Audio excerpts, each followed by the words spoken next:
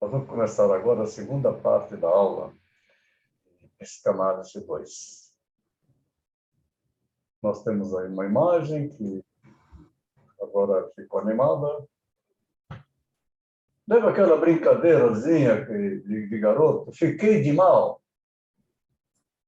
Fiquei de mal com você?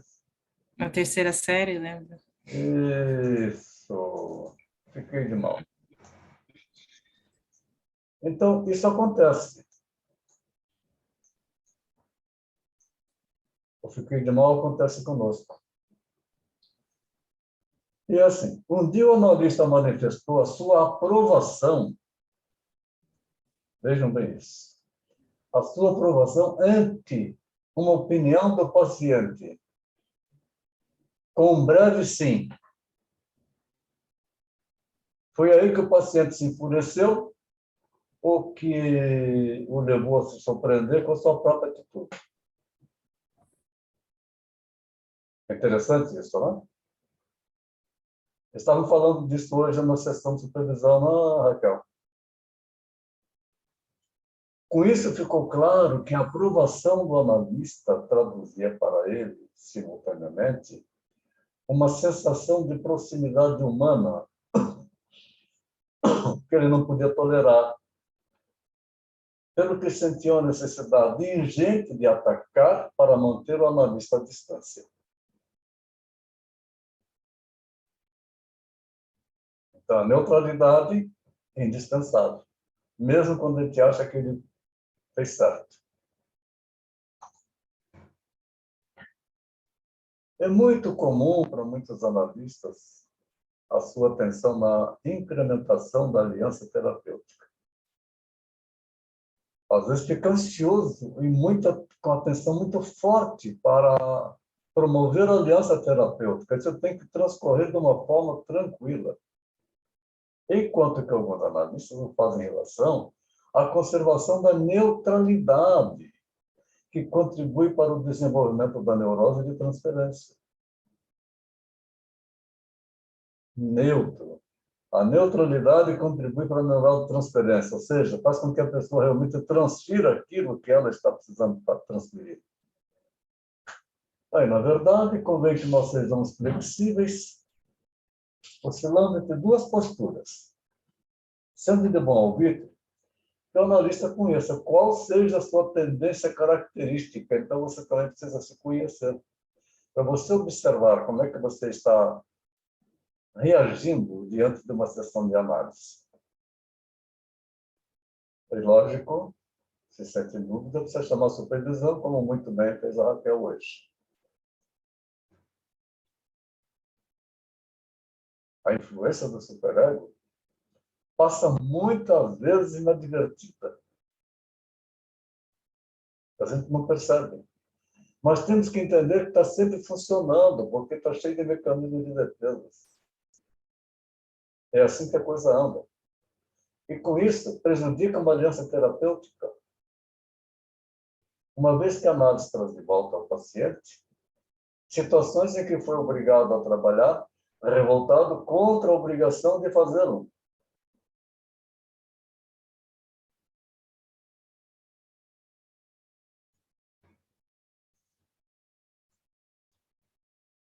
O incremento mais eficaz da aliança terapêutica passa pelas interpretações apresentadas no momento mais oportuno. Se não tem uma interpretação para apresentar no momento mais oportuno, só escute. Ainda hoje, atendendo o paciente, marido da cantora, o guitarrista, professor de música, ele estava me falando que foi dia 10 de janeiro, né? Completou 10 anos que nos conhecemos num programa de televisão em Balneário Camboriú, foi quando ele começou a fazer terapia, ele e ela. E me agradeceu muito pela evolução que eles tiveram. Eu simplesmente escuto, não falo nada. E aí, quando ele começou realmente a falar das coisas dele, que está falando de coisas recorrentes, aí ele fala da família dele, da família dela, das coisas que aconteceram com ele. Ele precisava tanto falar que passou, eu deixei passar, passou 20 minutos a mais do tempo da sessão. Aí, quando ele percebeu, nossa, já passou o tempo. Eu falei, já passou o seu tempo, sim. Passou 20 minutos. Eu não te interrompi porque você está precisando falar. E não fiz nenhuma pontuação, eu só escutei. 10 anos de terapia, hein? Tão somente. Então, o incremento modificado da aliança terapêutica passa pelas interpretações apresentadas no momento mais oportuno. Mas hoje não era oportuno eu fazer a interpretação. Paralelamente, se uma regressão demasiado profunda requerer medidas de apoio, impõe-se reduzir estas ao mínimo necessário.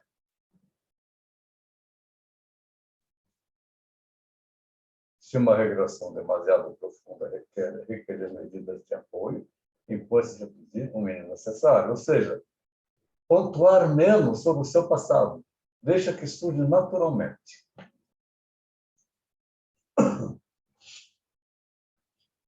Tanto as interpretações prematuras, essas são feitas geralmente por ansiedade do psicanalista. O superego dele fica falando, pô, você não vai fazer nada? Começa a censurar, será que eu estou sendo eficaz? Ora, tenha certeza que você realmente está sendo eficaz. Você se sentir seguro. Então,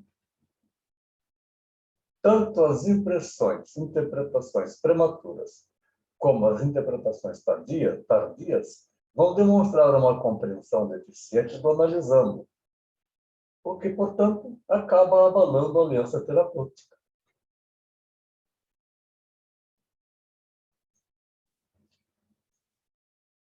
Nós não temos a obrigação de estar fazendo interpretação numa sessão, só se for oportuno. O surgimento de uma pseudo-aliança terapêutica em que o paciente, adotando a intelectualização, não demore em encontrar explicações para as suas ocorrências sem adotar qualquer modificação comportamental. Ele vai encontrar. À medida que ele vai falando, e com o psicanalista, ele tem liberdade de falar claramente, ele tem liberdade de falar de todas as coisas dele. Mas tenho certeza, por mais que ele esteja falando das coisas dele, que parece que está sendo sincero, que está sendo verdadeiro, está cheio de mecanismos de defesa. É comum que tal paciente seja muito ativo em analisar o outro, descrevendo, em primeiro lugar, os problemas do seu chefe, os problemas da sua esposa, da namorada, do seu irmão, do seu pai, da sua mãe, em seguida, os problemas das secretárias, e depois, assim vai percorrendo todos os demais colaboradores da chefia, dos seus relacionamentos, explicando os motivos porque todos eles não conseguem fazer o que ele tem por certo. Ora, geralmente as pessoas pensam que este é o certo. É comum te ver nos grupos aí que alguém coloca lá uma mensagenzinha qualquer, aí vem a manifestação. É verdade. Que verdade é essa? É verdade para quem?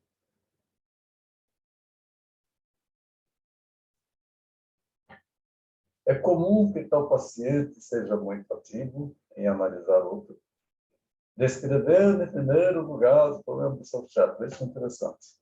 Em seguida, da secretária dele, assim vai percorrendo todos os demais colaboradores da chefia, explicando novamente os motivos porque todos eles não conseguem fazer o que ele tem para acertar.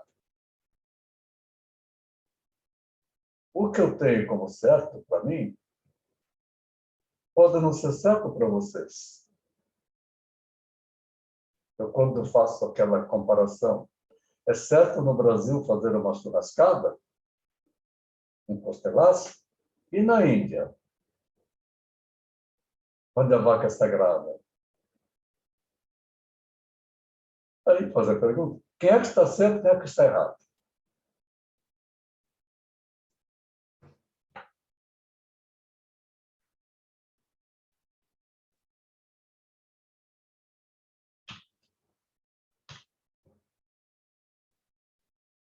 A influência do superego passa muitas vezes inadvertida e com isso prejudica a aliança terapêutica. Nesse análise, trazer volta ao paciente situações que foi obrigado a trabalhar revoltado contra a obrigação.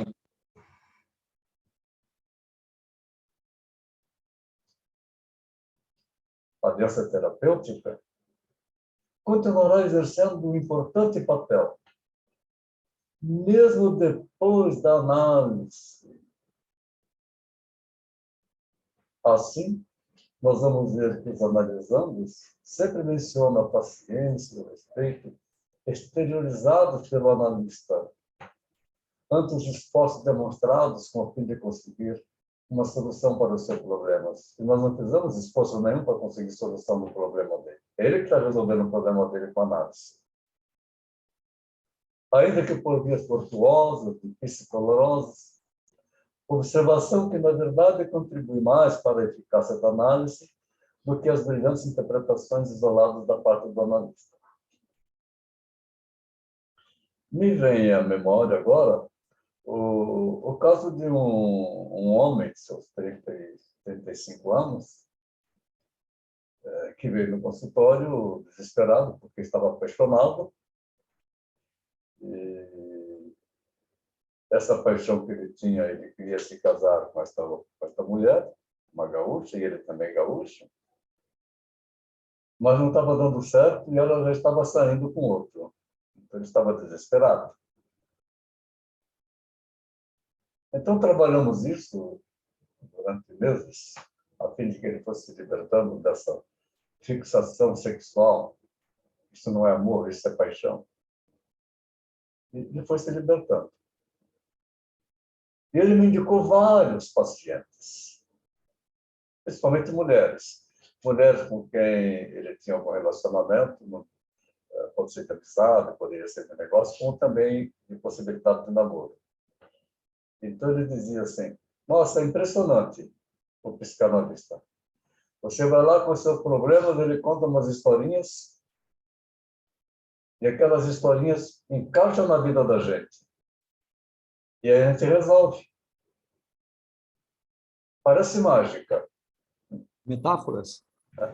Metáforas. Isso aí. Metáforas, mas metáforas, tem que usar sempre. Então, usar metáforas é muito melhor do que usar uma pontuação. A pontuação, no momento adequado, ela é importante. Mas o psicanalista novato, ele se defronta também com uma dificuldade em que o senhor analisando fala um punhado de coisas, coloca o ponto de vista dele e diz assim, o que é que você acha? O que é que você me diz? A gente tem que dar uma resposta. Sabe o que eu digo? Não acha nada. Quem tem que achar é você. Eu não tenho nada para dizer. Você que tem que resolver, porque o problema é seu, não é meu. Lembra daquela história daquele dentista jovem que ia no consultório, que chegou e falou assim, doutor, será que eu sou gay? E respondi para ele, você que tem que decidir isso. Eu? Sim, é você. Só você pode dizer se você é gay ou não. Na semana seguinte, viajou para o interior da cidade dele, voltou todo feliz. Doutor, resolvi o problema, não tenho mais essa neura. Eu contei para todo mundo que eu sou gay. Assumiu o seu papel. Contou para sua mãe? Não! Então continuou com a neura toda da mãe.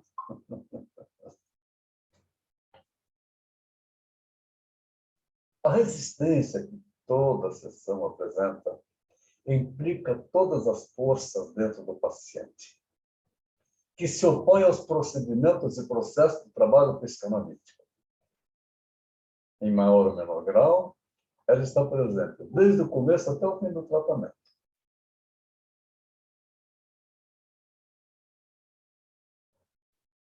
Analisando o paciente, ele busca uma gratificação. Então, ele quer ser aprovado pelo psicanalista. E o psicanalista não vai fazer isso, ele é neutro. Não vai dizer para ele, pô, tá muito bem, parabéns. Não, não é isso. Ah, é, legal. Resolveu? Tá bem assim? Ótimo. A vida é sua. As resistências defendem o status quo da neurose do paciente. As resistências se opõem ao analista, ele resiste com a realidade dele para nós analistas, se opõe ao trabalho analítico e ao ego racional do paciente. A resistência é um conceito operacional, não foi inventada recentemente pela análise. A situação analítica se transforma na arena em que as resistências se acabam revelando. Aí começamos a percebê-las e fazer as identificações.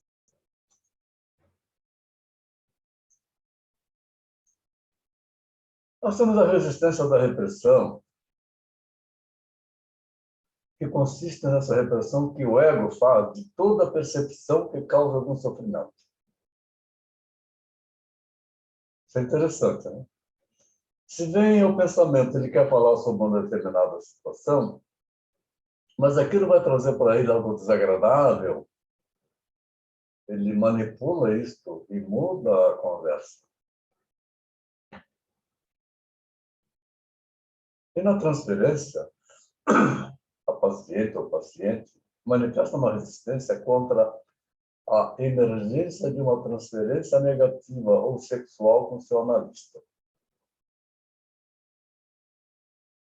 E tem de ganho secundário, pelo fato de... Professor, Oi. o senhor pode falar um pouco mais aqui sobre a transferência? Uhum.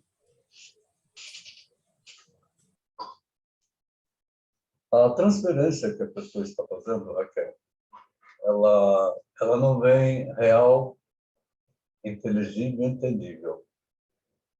Ela está falando das angústias dela, mas ela está revestida de um monte de mecanismo de defesa. Então, não só o analista, não só analisando está fazendo transferência, nós conversando com pessoas no meio social, elas estão constantemente transferindo coisas delas, transferindo seus valores, transferindo os seus pensamentos. Elas querem se mostrar que elas estão certas quando estão erradas. Isso é transferência. Tudo que falam com você está sendo transferência. Você tem lá uma reunião lá com o Rotary, né? Você está, né?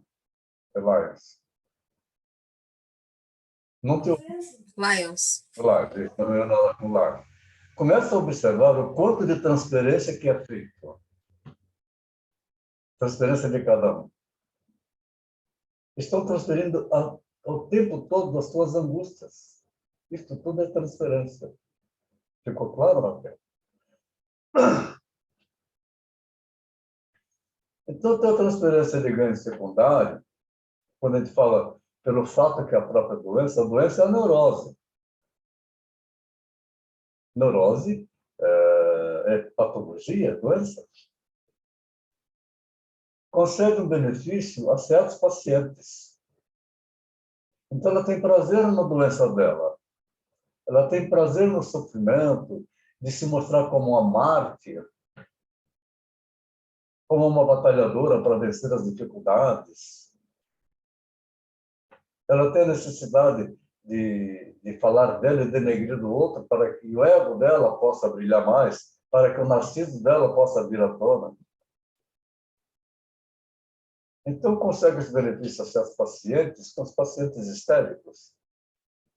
São personalidades imaturas E aqueles que estão pleiteando alguma forma de aposentadoria por motivo de doença, essas resistências são muito difíceis de abordar, porque elas são egocintônicas. É o ego sintonizado com as dificuldades. As resistências provindas do id, Freud as considerava como ligadas à compulsão à repetição. O Álvaro estava agora há pouco falando disso, não é, Álvaro?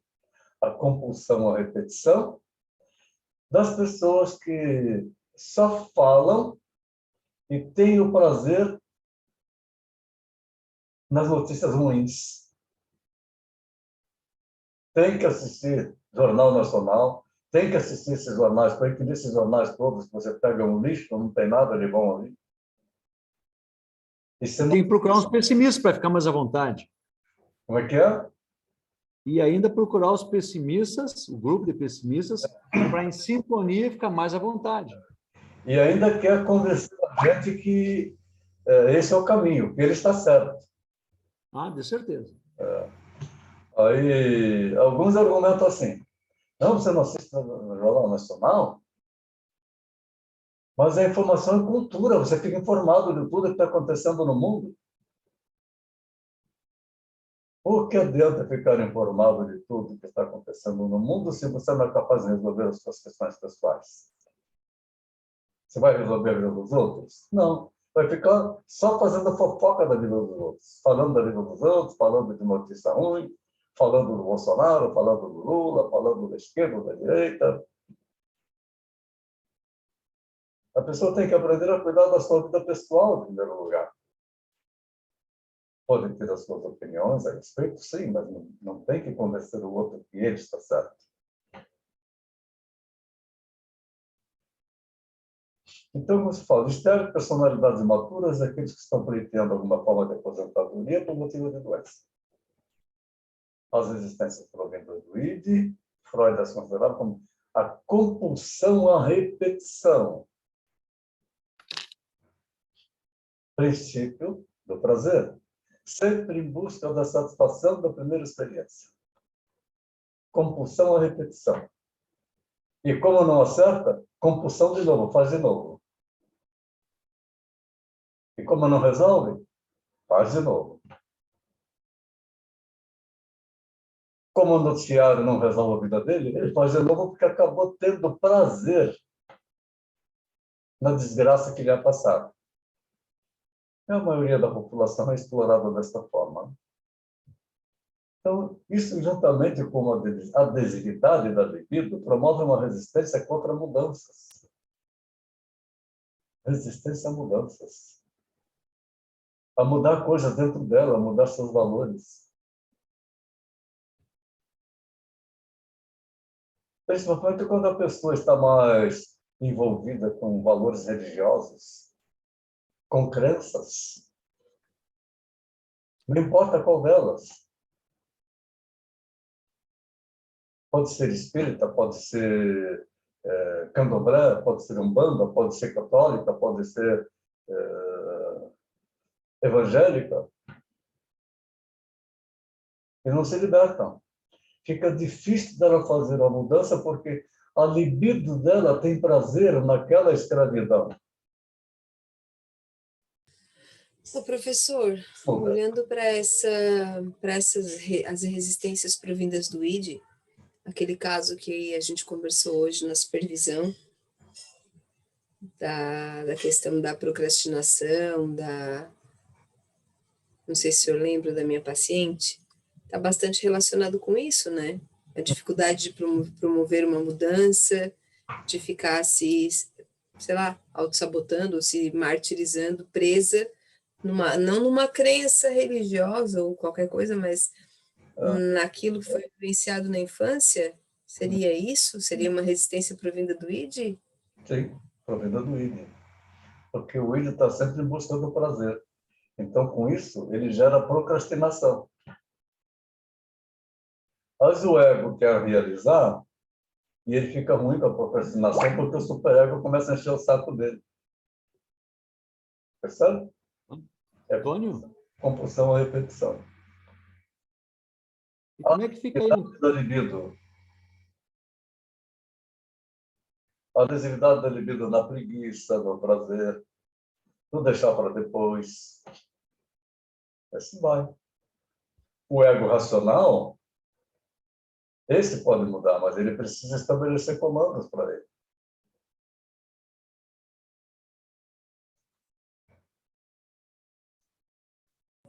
Acho que o Álvaro quer perguntar, professor. Pode perguntar, por favor. Antônio, nessa história aí, como é que fica o superior caçador, o cara com religião? O cara tem que ser punido, tem que pagar, ele tem que sofrer. Sim. Ele não aceita ser feliz. Não aceita. Então, ele tem prazer na dor. Sim. Mas daí é via id e superego? Esse prazer na dor é um superego dominante. Tá. Você tem que sofrer para você pagar o seu pecado. Sim, sim. Esse é o Deus. E aí fala, ele é tão bondoso, mas que bondoso que é esse, se está me sacrificando? Uhum. Aí ele fala, tenha piedade de mim, mas piedade de quê? O que é que você fez de errado? Você matou alguém? Estuprou alguém? A religião não pega isso? Pega piedade? Tá, e aí nesse caso pode, de repente, pontuar ou colocar qual é a culpa que te prende, ou qual é Pode repetir. Deus, a Raquel. uma pontuação que poderia ser feita nesse caso, relacionando, sei lá, perguntando qual é a culpa que ela carrega, ou Uhum. do que ela se, não, de que, sei lá, alguma coisa que ela relacione com o sentimento, porque me parece assim que fiz algo de errado e preciso ser punido. E como é que eu vou ser punido? Ficar sofrendo. Aí eu fico preso nessas resistências do id e não consigo passar.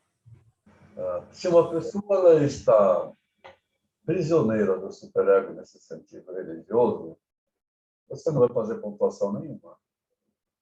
A escolha é sua. Não é religioso, mas tem que fazer a pessoa se tocar que ela está fazendo mal para ela mesma, né?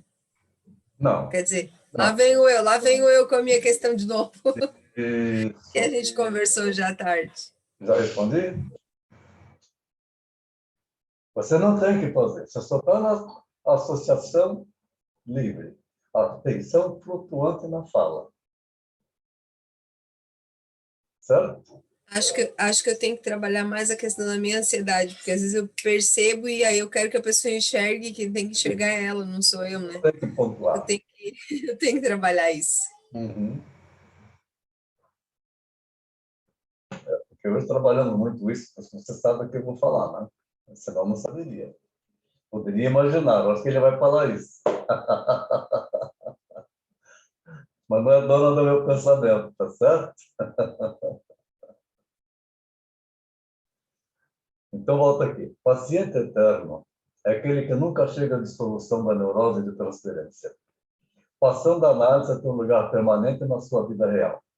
Acabei de falar do casal da cantora e do professor de música. Esses são pacientes eternos. Por quê? Porque a estrutura formada na psique deles durante toda a sua vida foi muito complicada. Então, eles não têm ainda aquele fortalecimento do ego para assumir o seu papel, para ser dono de si mesmo. Ele é influenciado pelo que os seus parentes, eu digo, quando você estabeleceu uma família, aquilo que era sua família deixou de ser sua família. Sua família é aquela que você constituiu. Os outros são parentes. Mas os parentes, nossa, e fica falando isso, falando aquilo, você devia fazer isso, você devia fazer aquilo. E aí começa a ter o conflito. Quando um vai visitar os parentes, o cara vai visitar, vai na casa da sogra, ela vai na casa do sogro.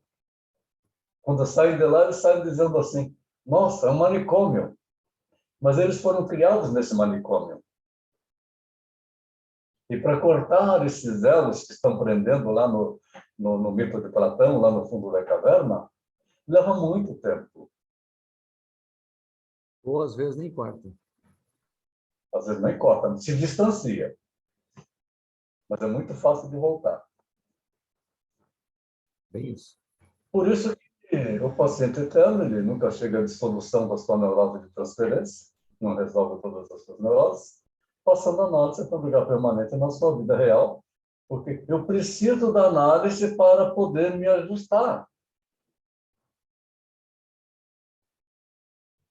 Eu tenho um empresário, um cara muito bem resolvido, jovem de 35 anos, ele trabalha numa linha de alta tecnologia, ele faz homologação de ISO 9000. Sabe o cara foda? É esse cara. No entanto, ele faz análise e recomenda que as pessoas vão fazer análise comigo. Quando falo, ele fala, você tem que procurar o Antônio. Porque eu escuto. Ele chega falando da empresa, das pessoas com quem ele lida, das atitudes que ele toma. Ele fala o tempo inteiro, não interrompe. Deixa ele falar. Raras as ocasiões em que eu faço uma pontuação. Porque, na verdade, ele precisa falar. Ele está tão carregado com as coisas que ele está realizando que ele precisa mostrar para alguém que ele é bom. Que ele faz acontecer. Deixa, vai em frente. Algumas pontuações fiz, ele fica assustado. Ele para, caramba, é mesmo. Então, o paciente ou não quer terminar a análise, porque ele se sente bem, está fazendo bem para você? Continua. Não está bom para você? Para. Ou ela retorna com o fim de se desviar de toda a confrontação com problemas que considera difíceis, problemas que ele tem internamente, que ele tem que confrontar esses problemas. Ele quer transferir isso para o analista, mas ele não consegue, porque o ego não permite. Mas dentro dele está aquela luta, então fica difícil ele apresentar os seus problemas na realidade. Está cheio de mecanismos de defesa, ele não quer mostrar a fragilidade dele. Aí o narcisismo. Percebe? Resistências assim, entenderam?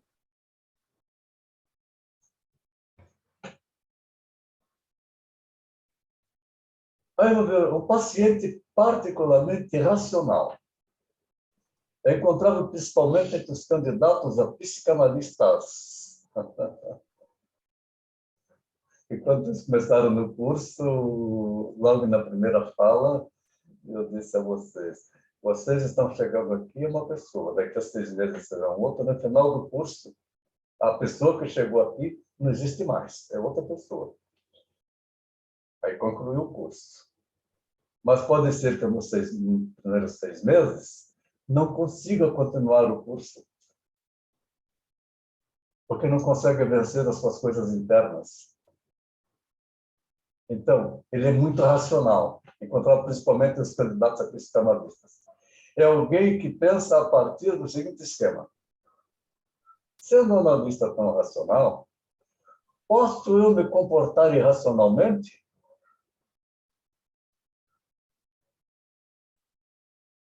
Nós não estamos aqui, marcha, soldado, bate continência, não é isso. Estamos lidando com o ser humano, o psicanalista é um ser humano. Também pode ter comportamento irracional, movido pelo id. Por conta desse raciocínio, os sentimentos transferenciais ficam debilitados quando da identificação com o analista, passando a aliança terapêutica a ser extensivamente usada como defesa. Então, como defesa dele, ele faz uma aliança terapêutica, muito legal, está fazendo análise. Mas não está se resolvendo.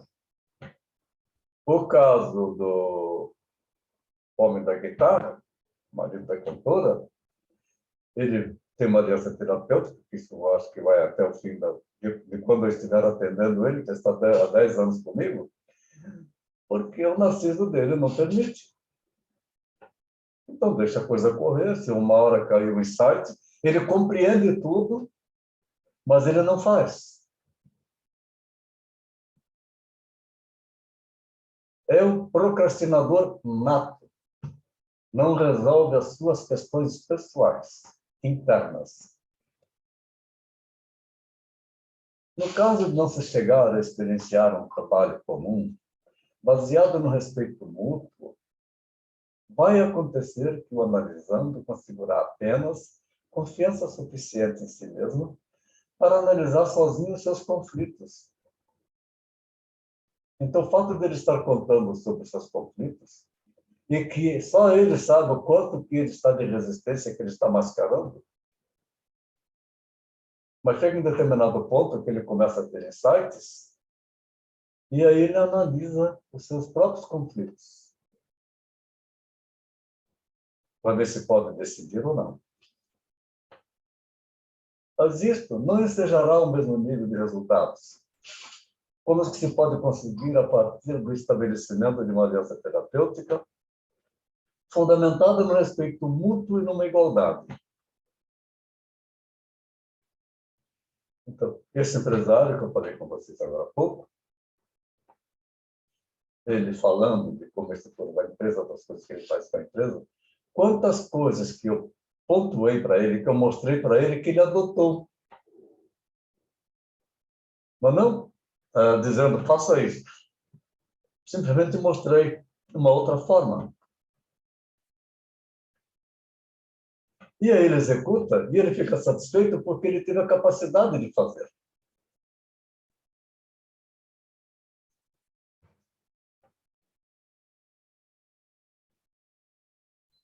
Um outro grande dilema do psicanalista iniciante, mas não só do iniciante, também para nós que já temos muito tempo de estrada, o silêncio na psicanálise. É comum os formandos e já formados fazer análise e falar, mas Antônio, eu fico sem graça, ele não fala nada. Eu fico angustiado. Aí, se você começa a fazer pergunta, ele vai se fechar mais ainda. O silêncio na sessão pode ser atribuído a fatores cerceadores do processo analítico, ao retraimento do sujeito diante do analista, à censura diante de algum pensamento. Ele censura seus próprios pensamentos, recalque inconsciente. Ele tem medo de receber uma censura do analista, que isso nunca vai acontecer. A dificuldade na transferência, como uma resistência à análise, ou a ação da pulsão de morte engendrada pelo aparelho psíquico.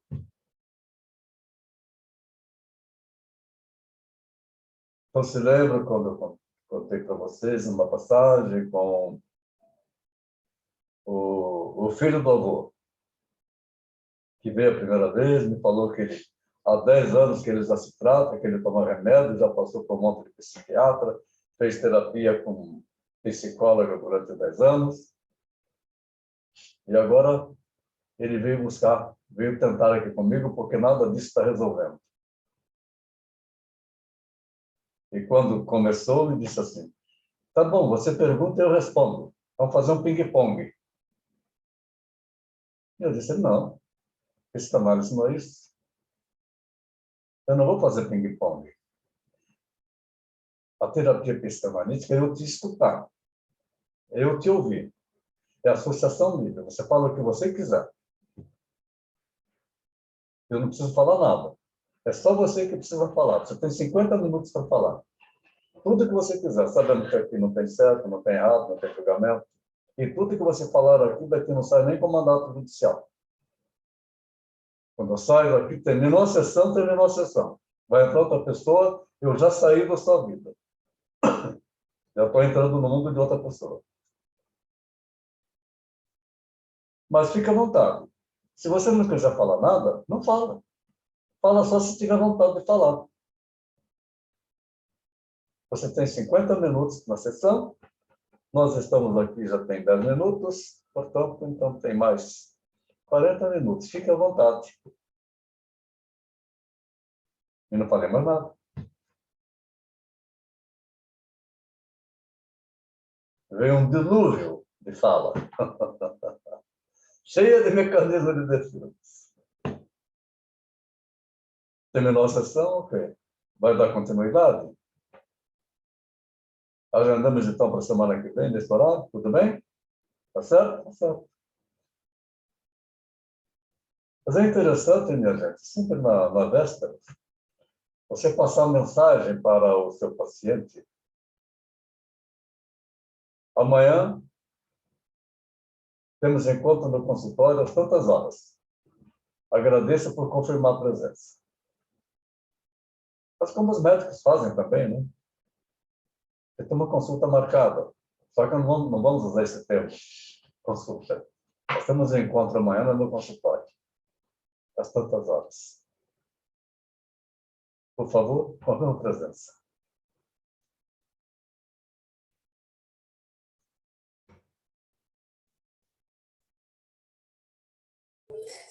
Essa questão do silêncio, ela é bastante complicada mesmo, né, professor? Pelo menos para a gente que, para mim, assim, que eu que estou começando, é bastante complicado. Eu tenho uma paciente que ela fica bastante em silêncio, muito, muito, muito, assim. Fica também, fica em silêncio também. Teve um dia que ela ficou quase 40 minutos em silêncio e eu deixei. Não tem problema. Foi um exercício para mim, assim, conseguir ficar, né, só... Você só faz rapport e você observa as expressões dela. Aí você sabe quanto pensamento está passando. Chega a determinado momento, você pode falar quantos pensamentos está passando aí na sua cabeça agora, hein? Um comentário assim, você pode fazer. Ela pode falar, é verdade. E continua. Rapport. Legal, Raquel? Então, no paciente silencioso, de uma forma consciente ou inconsciente, ele se nega a transmitir seus pensamentos de forma a atentar para a comunicação não verbal. Para onde ele está olhando, o que ele está fazendo, que movimento do braço ele está fazendo, como é que está a expressão facial. O discurso intelectualizado é muito racional, buscando um isolamento, em alguns casos, para resistir a algum afeto. Medo de receber um afeto que vai mexer com o afeto que ele está carregando. Parece que ele tem prazer na dor que o afeto que ele está carregando.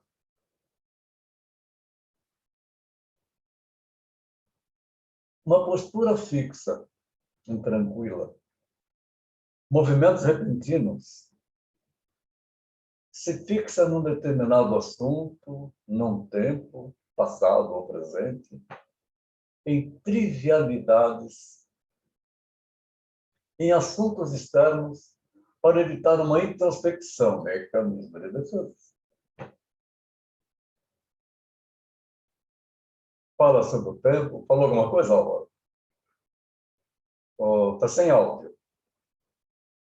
Precisa abrir seu microfone. Você quer falar alguma coisa? Não, não tem áudio. Você está sem áudio. Sim. Esse paciente silencioso, tudo bem. Você faz rapport, fica observando o sujeito, ele começa a ficar incomodado com a situação e fala alguma coisa. Ou te observe, você observa ele. Mas os próprios começam os trejeitos. muitos pensamentos na sua cabeça. Aí ele começa a ficar dando dica, dando alguma brecha para alguma observação. Ah, Mas tem paciente que fica mesmo, ele só quer ficar ali naquele espaço que deve considerar um espaço mágico, onde ele pode pensar o que ele quer. E, às vezes, ele fica mesmo esse tempo todo aí só em observação, só olhando. e ele se mostra incomodado, né? A impressão que ele cruza e descruza pernas, você também, você faz rapport e tudo mais, mas a sensação é que ele, com braços cruzados, levados, tal, que ele está mesmo querendo sair dali. Mas você percebe uma carga emocional muito grande. Sim, sim. Uma situação, eu falei para ele, vem cá, tem alguma coisa que você está querendo falar? Desse porquê? Não, dá a impressão. Se, na verdade, eu tenho. Uhum. E começou a falar, e teve uma sessão, o cara quis continuar falando e... Pô, sei lá, um tempo a mais ali. Mas eu acho que é só um insight inicial, é só, vamos dizer assim, ó, é a espoleta. A hora que ele começou a falar, não para mais. Aham. Isso mesmo. Isso A não. impressão que, às vezes, que tem é que a dor reprime tanto a dor, aquela situação é tão grave que ele não tem coragem de enfrentar, ele quer deletar aquilo, mas ele está para falar sobre aquilo. E ele está arranjando palavras para começar a explicar o que está acontecendo. Ou ele diz assim, eu tenho vergonha de falar. Já aconteceu. Ok? Não quer falar, não fala. Fique à vontade.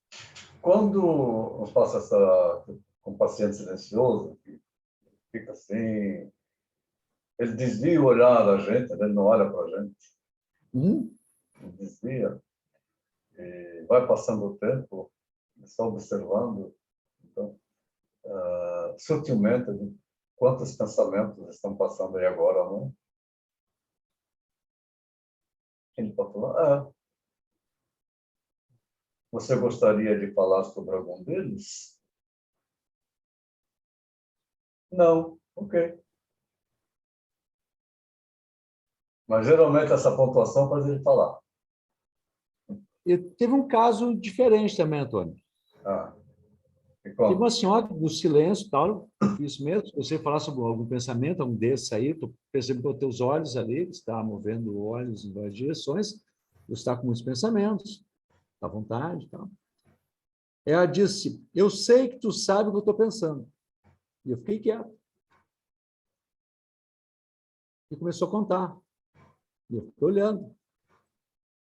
E ela disse, tu sabia o que estava acontecendo?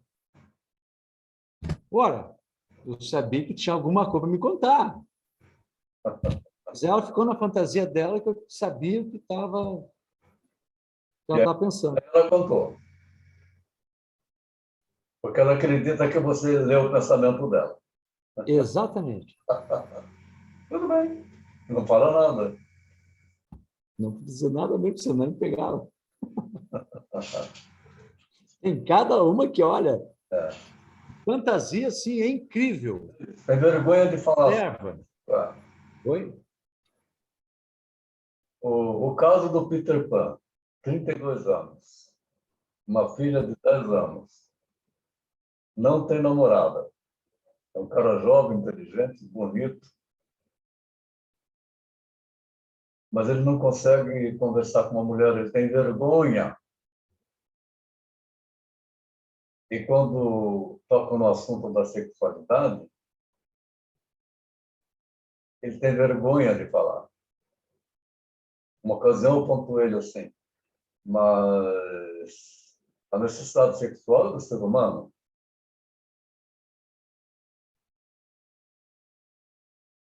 Como é que está a sua prática de masturbação? Ai, que vergonha, não quero falar sobre isso. Mas você masturba. Evita determinados temas sexuais para sua ser agressivo. Muitas vezes, ao invés de usar a sua verbalização para comunicar, ele usa para confundir.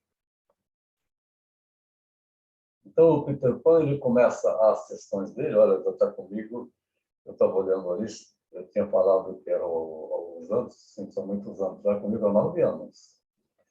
Ele começa a fazer um relatório como foi a semana dele. Vai ser isso que ele precisa falar? Deixa ele falar.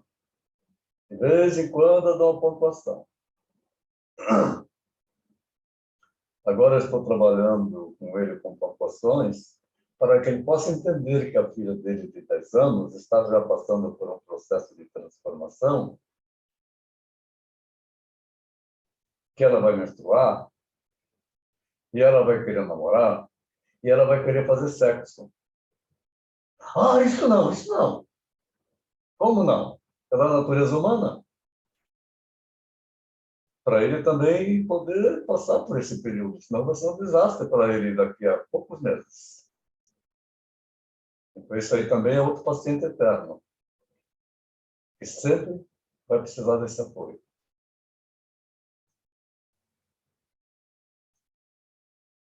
Então, no semestre da psicanálise, que é algo bastante, explorar bastante isso, mostra determinado ritual, rigidez nos horários, traz anotações,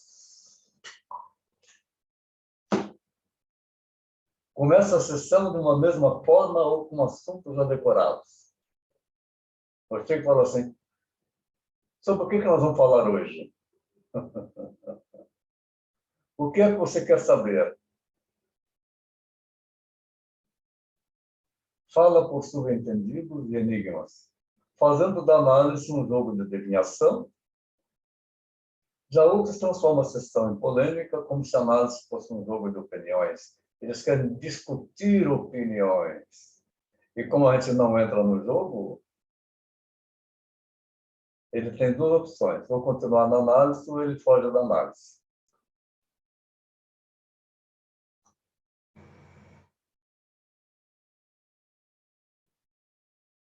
Ainda nós temos o seguinte, que é um processo de identificação das existências.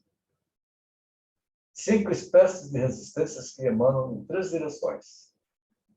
O ego, o id e o superego. Está constantemente isso. Resistências são manifestadas. O ego é a fonte de 3 resistências, cada uma diferindo em sua natureza dinâmica. A primeira dessas 3 resistências do ego é a resistência da repressão. Ele reprime coisas que ele precisa falar. A seguir vem a resistência da transferência, que é da mesma natureza, da repressão, mas que tem efeitos diferentes e muito mais claros na análise, visto que consegue estabelecer uma relação com a situação analítica ou com o próprio analista. A transferência. Reanimando assim uma repressão que deve somente ser relembrada. Aí ele começa a falar de coisas que ele está reprimindo.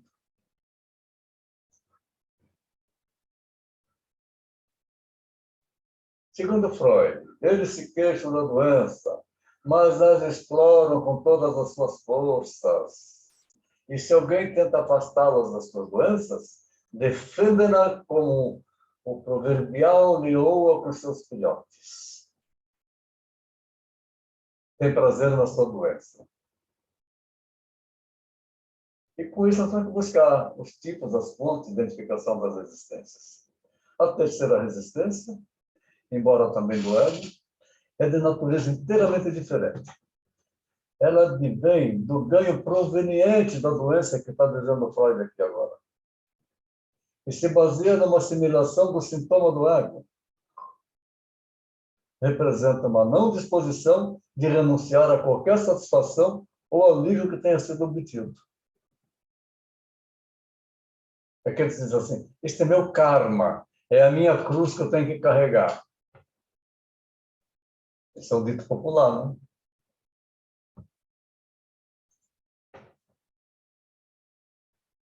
A quarta variedade, que decorre do id, é a resistência que necessita de elaboração. Aí está a posição de resistência, nessa imagem que vocês estão vendo. E assim não fala. A quinta, proveniente do superego, e a última a ser descoberta, é também a mais obscura, embora nem sempre a menos poderosa. Parece se originar do sentimento de culpa, vai falando que tem o sentimento de culpa, tem a necessidade da punição, do autoflagelo,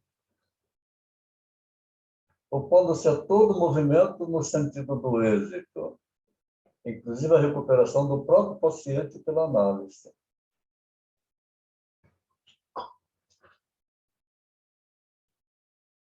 A resistência de repressão consiste, portanto, na repressão que o ego faz de toda percepção que causa algum sofrimento.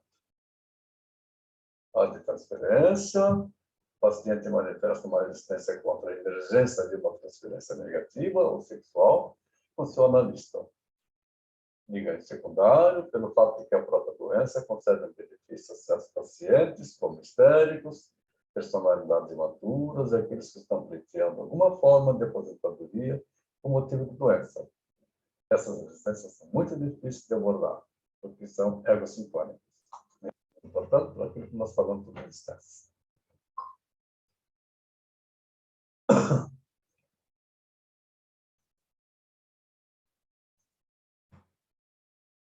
eu voltar aqui.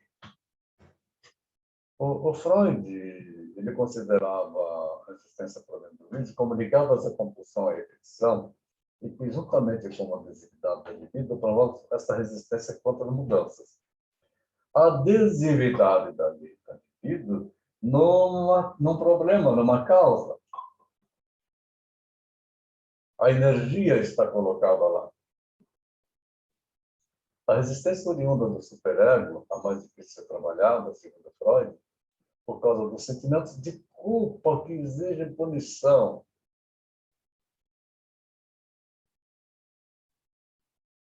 É comum o paciente estar falando, ele terminou de falar, e você já começou a fazer algumas pontuações, você pode falar assim, que interessante a sua vida.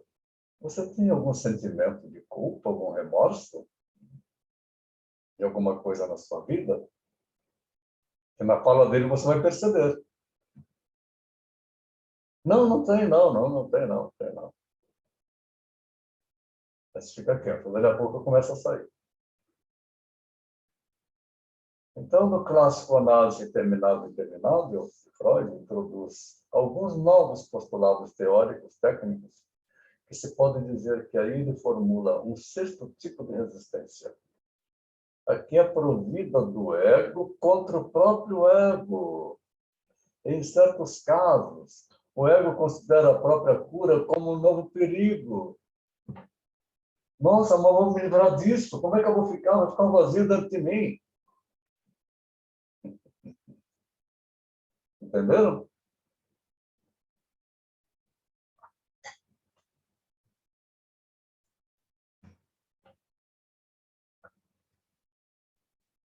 A resistência se manifesta clinicamente, muitas vezes, como de maneira complexa ou sutil. Podemos identificar a tipos de resistência como no paciente silencioso. De uma forma consciente ou inconsciente, o paciente se nega a transmitir seus pensamentos, mas está fervilhando na cabeça dele. Desta forma, atentar para a comunicação não verbal. Outra forma é o discurso intelectualizado, cheio de retórica, racional, buscando um isolamento, em alguns casos, para resistir a algum afeto. É uma palavra que está contida lá que vai nos dar o caminho. Uma postura fixa, intranquila, e movimentos repentinos.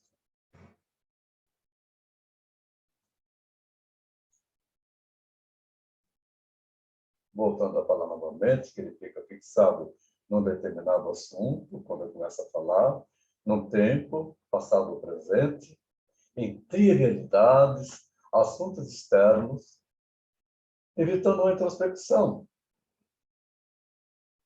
E aí, portanto, evitando temas sexuais agressivos, que para ele é agressivo. E aí, quando ele usa, muitas vezes, ao invés de usar verbalização para comunicar, ele usa para confundir mais ainda, para tentar confundir o analista. Mostra ritual com uma rigidez no horário.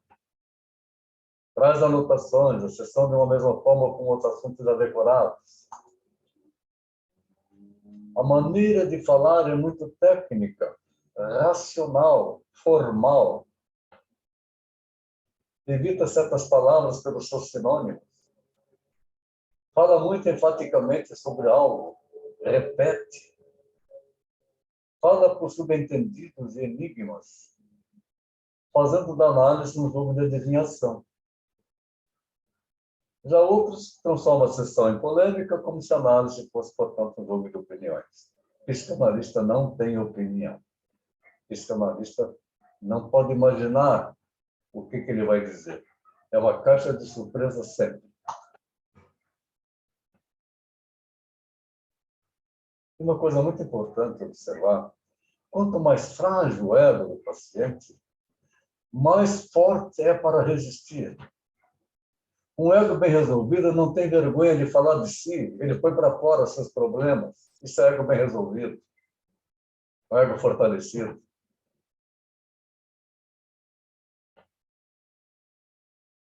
Um ego fortalecido não precisa de aprovação. Um ego fortalecido não precisa destruir a imagem do outro para ele aparecer no meio. Um ego fortalecido resolve bem os afetos que lhe são dirigidos. Em pacientes mais agredidos, esses opõem sérias resistências às mudanças. Desejam manter as coisas como elas estão, não porque não desejam se curar, mas é que não acreditam nas melhoras internamente. Mas vai no consultório, que é interessante, não? Ou que as mereçam, ou porque correm sério risco de voltar a sentir as dolorosas experiências passadas, de traição, de humilhação, de abuso e assim por diante. Seu objetivo de vida é para sobreviver e não para viver. Aí volto para falar novamente sobre a frase clássica da tragédia de Hamlet e Shakespeare. O problema das pessoas. To be or not to be. That's the question. O conflito das pessoas é em ser ou não ser. Esta é a questão.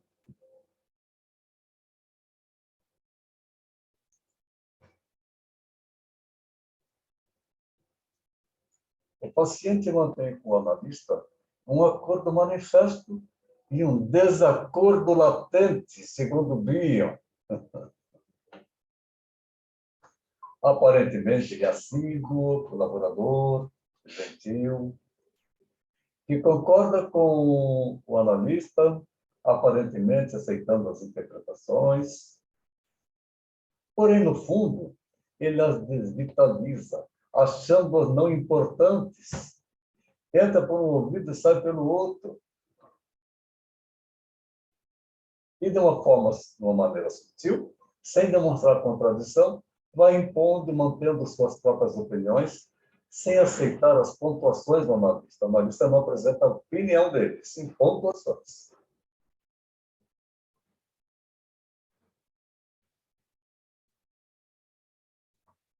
Há aqueles que insistem, mas qual a sua opinião sobre o assunto?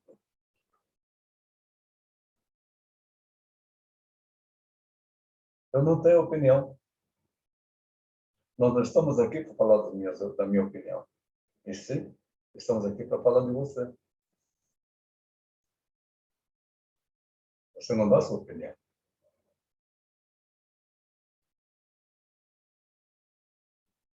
Muitas vezes, conscientemente, por vergonha ou medo de ser rejeitado pelo analista, ainda tem mais essa também, né? Tem vergonha ou medo de ser rejeitado.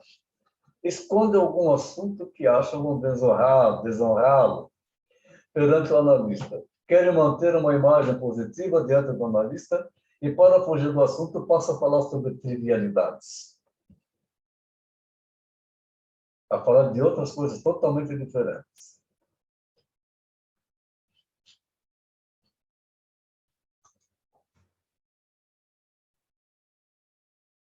Se um processo permaneceu inconsciente, está gravado no filme da vida da pessoa, o fato de ser ele mantido afastado da consciência talvez possa ser apenas uma indicação de alguma vicissitude, porque passou, e não a vicissitude mesmo que está incomodando naquele momento. A fim de formar uma imagem dessa vicissitude, suponhamos que todo o processo mental existe inicialmente em um estádio ou fase consciente, e que é somente dali que o processo se transporta para a fase consciente. Da mesma forma, como uma imagem fotográfica começa como negativo e só se torna fotográfica após haver se transformado em positivo. Daqui a pouco, as pessoas já não vão mais entender o que é isso, porque eles não sabem o que é imagem fotográfica negativa e positiva, né? Mas nós temos que entender meios que nós temos da tecnologia de agora para que isso possa ser formado numa linguagem mais moderna.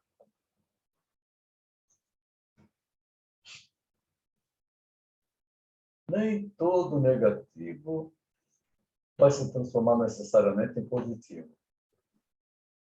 E não é necessário que todo o processo mental inconsciente venha se tornar consciente. Não vem todo se tornar consciente.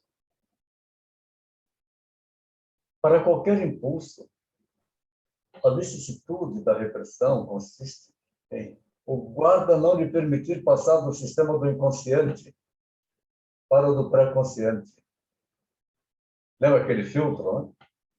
Trata-se do mesmo guarda que vimos a conhecer como resistência, quando tentamos suprimir a repressão por meio do tratamento analítico.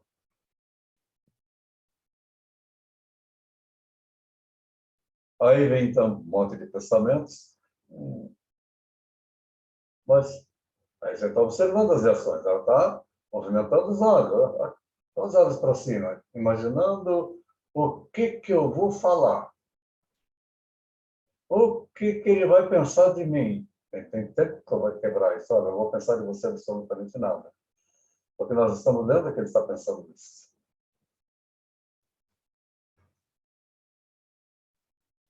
Em psicanálise, os contrários não importam em contradição.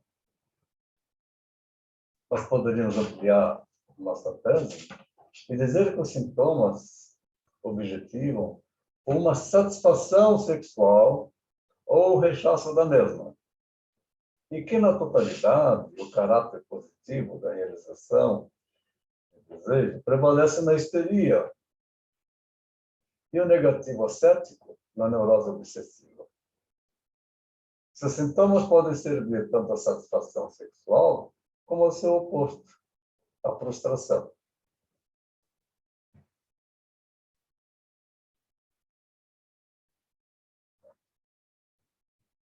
Não há divergências quanto ao fato de que os mecanismos de defesa são utilizados pelo ego.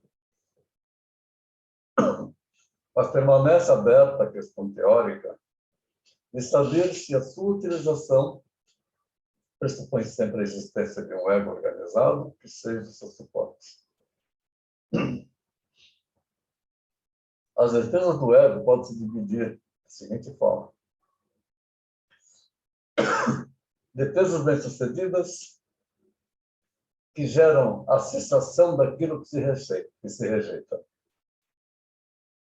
Defesas ineficazes que exigem a repetição ou perpetuação do processo de rejeição, a fim de impedir a erupção dos impulsos rejeitados. Essas defesas ineficazes, elas são repressoras. E as defesas bem-sucedidas também são repressoras. Mas ela teve sucesso em rejeitar.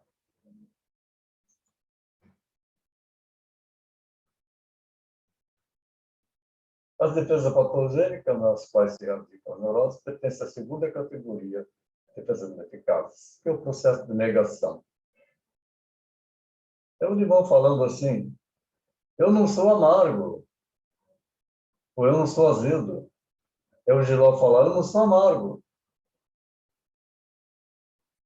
Quando os impulsos opostos não encontram descarga, mas permanecem suspensos no inconsciente, e ainda aumentam pelo funcionamento continuado das suas fontes físicas, aí se produz estado de tensão, com possibilidade de erupção. Ele se incomoda percebendo que alguma coisa ele vai falar. A gente percebe a agitação.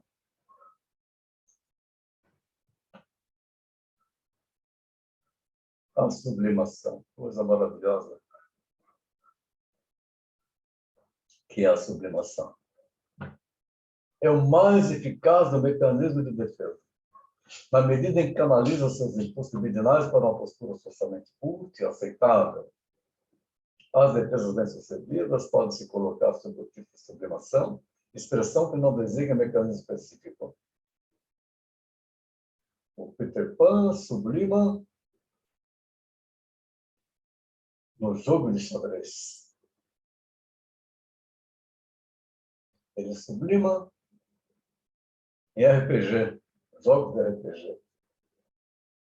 Então, sempre a sua libido, ela está tendo prazer em atividades dessa aí, por isso que ele tem dificuldade no relacionamento. E medo de que as pessoas não vão entendê-lo. A aliança terapêutica, o psicanalista entende ele. Deixa ele falar, não tem nada contra. Ele está estudando japonês. O objetivo dele, 2023, ir ao Japão. Por isso ele está estudando japonês. Ele já fala inglês, espanhol, tem um bom português, é professor, tem 2 faculdades, fez uma pós-graduação em autismo. É fera, né? Mas, no entanto, a sua vida pessoal é prisioneira. Então, ele não tem com quem conversar, não pode conversar com o pai. O irmão dele, que é uma fera, que é mais novo do que ele, é um executivo, aquele executivo foda, sabe? Cara bom pra caramba, também muito inteligente. E, com isso, ele fica retraído. Eu estava sentado numa mesa, o pai dele também faz parte da AMP, eu também sou diretor da AMP. E quando ele chegou lá, a esposa dele, a mãe dele pediu para eu sentar ao lado dela, que ela queria conversar comigo. Ela só queria saber se ele está feliz com o que ele está desempenhando na escola deles. Sim, ele está muito feliz, ele gosta muito da escola e ele gosta de dar aulas. Ele tem prazer nisso. Eu não ia falar para ela que seja uma sublimação, porque ela não está preparada para entender essa conversa. Ele é dedicado nas coisas que ele faz. Aí o pai dele está estudando japonês? Japonês? Ora, ele não vai conseguir se entrosar com o pai, porque o pai não vai entrar no mundo dele. Então, ele sublima em tudo isso, ele sublima no prazer de estar aprendendo a falar japonês, ele sublima no prazer de ensinar xadrez, de ganhar um jogo de xadrez. Ele me conta que tem jogo de xadrez na internet que em 30 segundos o cara dá um checkmate. Eu também fico admirado daquilo, não tenho a mínima ideia como é. Dia 7 foi o aniversário dele. Ele tinha me convidado para ir. Eu não fui porque eu tinha chegado recentemente de viagem e muito tempo lá com a nossa família e a minha neta estava com Covid. E aí o outro sobrinho também, o primo dela, também com Covid. Então eu poderia ser um contaminador. Eu falei, eu não vou porque eu posso ser um contaminador. Eu não tenho nada, mas eu não posso ir. Aí ele mandou a foto do bolo dele. Que bolo lindo! Era um jogo de xadrez, tabuleiro de xadrez. Tabuleiro de xadrez com as peças em chocolate. Que coisa maravilhosa. E naquilo ele teve um prazer, ele teve um orgasmo com aquele bolo. Então, essas defesas bem-sucedidas podem se colocar sob o tipo de sublimação, expressão que não designa mecanismo específico. Ele sublima. Todos nós sublimamos em muitas coisas.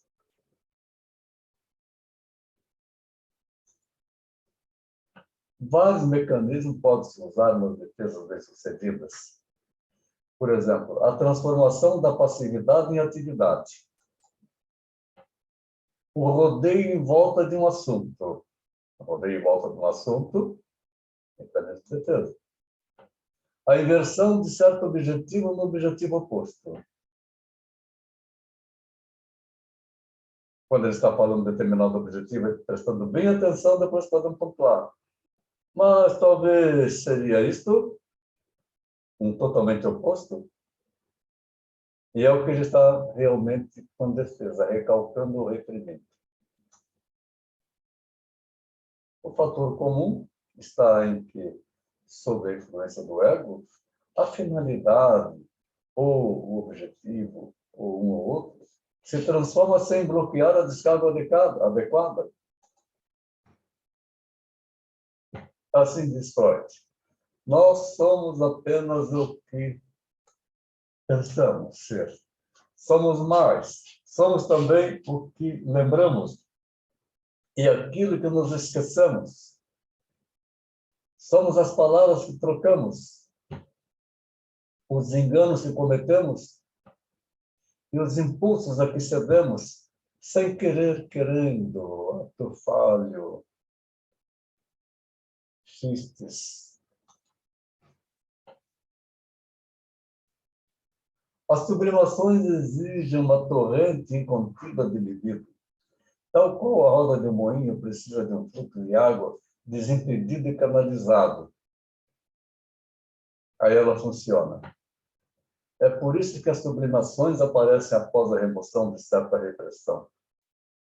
Para usar uma metáfora, as forças defensivas do ego não se opõem frontalmente aos impulsos originais, conforme ocorre no caso das contracatexias, mas incidem angularmente, daí uma resultante que se unificam a energia instintiva e a energia defensiva, com liberdade para atuar.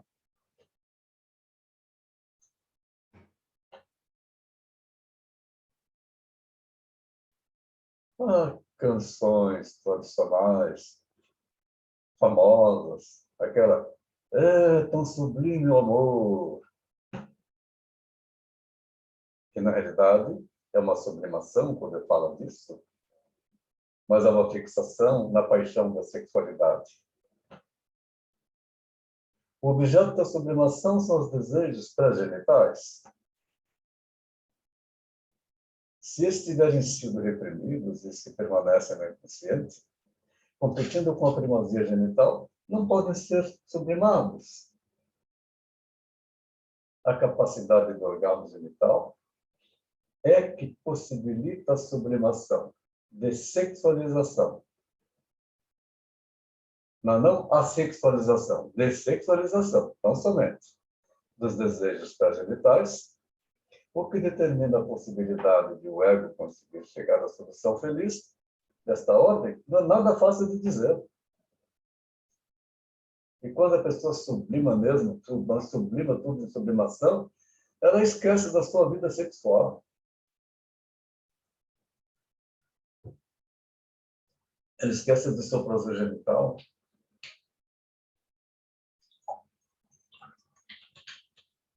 Ela reprime totalmente, buscando prazer em qualquer outra atividade. Atividades sociais, atividades comunitárias, doação. Antônio, Oi. me ocorreu uma perguntinha agora. Você não pode sublimar um problema em atividade sexual? Fazer o contrário? Como é que é? você tem um problema, você pode sublimar. Mas você não pode sublimar o problema numa atividade sexual? Sim, sim, ele passa por uma compulsão sexual para fugir do problema dele. Isso é possível.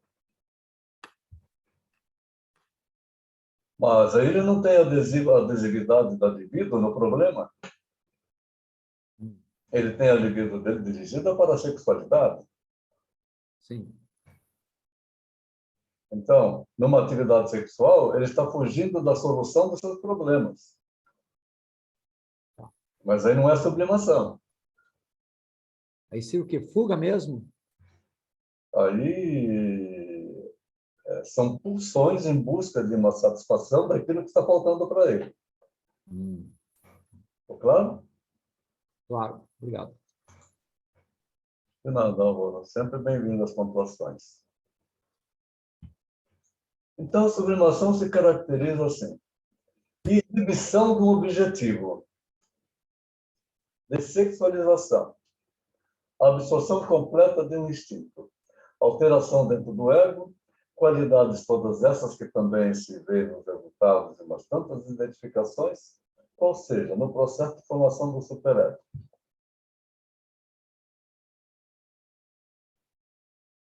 É comum a fala de pessoas que se dedicam a uma atividade, um grupo assim por diante, como eu conheço muitas pessoas assim, principalmente nos clubes de serviço, não é, Raquel? Aquelas senhoras que dizem, nossa, o lar para mim é tudo na vida. O Rotary para mim é tudo na vida. Ela está sublimando. Ela tem prazer lá. É uma sublimação positiva? É positiva. Ela está contribuindo aí com a sociedade, contribuindo com uma atividade social muito, muito legal. É isso. E fogem totalmente do fundamento da filosofia básica com que foi criada uma instituição dessa.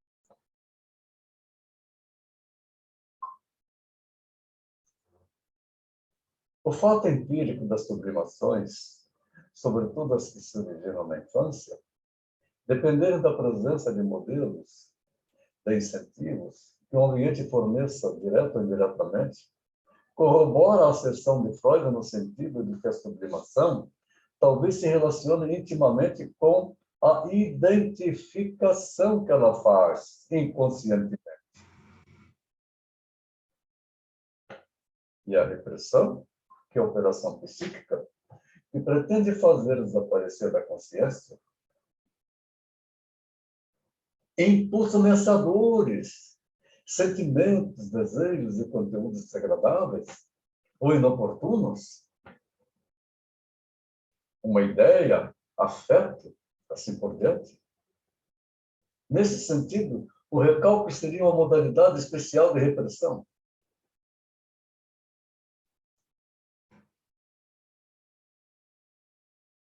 A racionalização é uma forma de substituir por boas razões uma determinada conduta que exige explicações. Então, ele começa dando explicações, uma razão para chegar no determinado problema que ele vai apresentar. De um modo geral, a parte de quem adota. Mecanismo de defesa, racionalização. É quando fazemos uma pontuação e ele não responde diretamente, ele fica arrumando um monte de razões para um determinado comportamento. É um processo pelo qual o sujeito procura apresentar uma explicação coerente do ponto de vista lógico ou aceitável do ponto de vista moral para uma atitude, uma ação, uma ideia, um sentimento, cujos motivos verdadeiros não percebe. Fala-se mais especialmente da racionalização, de um sintoma, de uma compulsão defensiva, de uma formação reativa. Aí, aquele paciente, o guitarrista, a cantora indo passear com a filhinha dela de bicicleta, e ele correndo no lado. Aí, em determinado momento, ela falou para ele, você quer ir na bicicleta também? Aí eu vou correndo no lado. Veja a racionalização dele. Não, mas aí tem que botar o capacete. Sim, mas eu estou com o capacete, eu estou dando o capacete. Mas aí tem que ajustar o capacete. Ele foi racionalizando porque ele não queria andar na bicicleta. Então, ele não dava uma resposta positiva. Era tão fácil resolver. Não, não quero andar de bicicleta. Continua você. Tá bom correr. Começou a racionalizar. E como começou a racionalizar com ela, e ela percebeu isso, ela começou a ficar puta da cara, né? Não tem objetividade. Racionalização tira objetividade. Porque vai sempre substituindo por uma boa razão, uma conduta que vai exigir explicação. Ou de algo que ele tem que fazer. Isto gera procrastinação.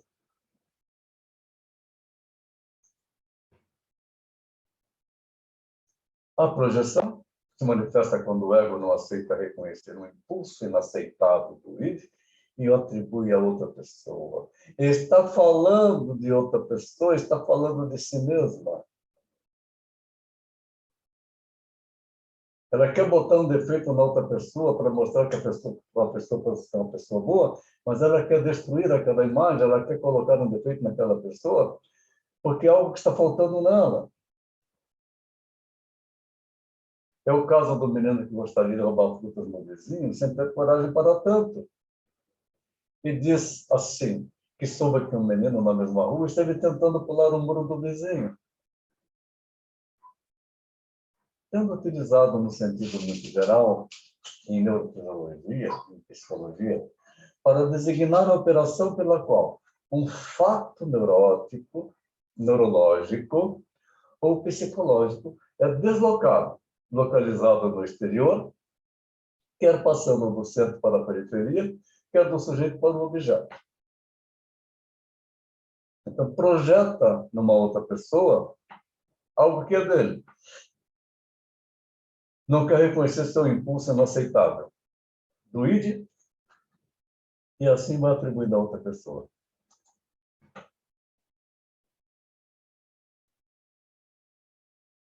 Já o deslocamento é um processo psíquico através do qual o todo é representado por uma parte ou vice-versa. Também pode ser uma ideia representada por uma outra que emocionalmente esteja associada a ela. Esse mecanismo não tem qualquer compromisso com a lógica. Ele está deslocando de uma coisa para outra coisa. Aí confunde. É o caso de alguém que, tendo tido uma experiência desagradável com um policial, reage desdenhosamente em relação a todos os policiais. Aí viu a notícia, que a notícia só mostra que um policial fez alguma cagada, mas não mostra quantos policiais fizeram bem. E aí aquilo se torna genérico. E as pessoas comentam, aí fala, polícia não presta. O que não é verdade. Presta sim. Na hora que está no sufoco, se tiver em dificuldade, que estiver sendo agredida, vai gritar, socorro, polícia! Mas na fala dela, ela diz que a polícia não presta.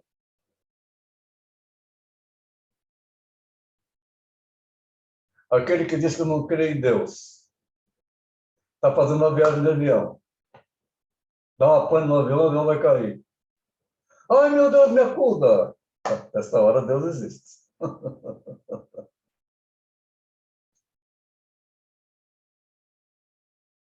É muito corrente no sonho, quando uma coisa representa a outra. Também se manifesta na transferência, fazendo com que o indivíduo apresente sentimentos em relação a uma pessoa, que, na verdade, ele representa uma outra pessoa do seu passado.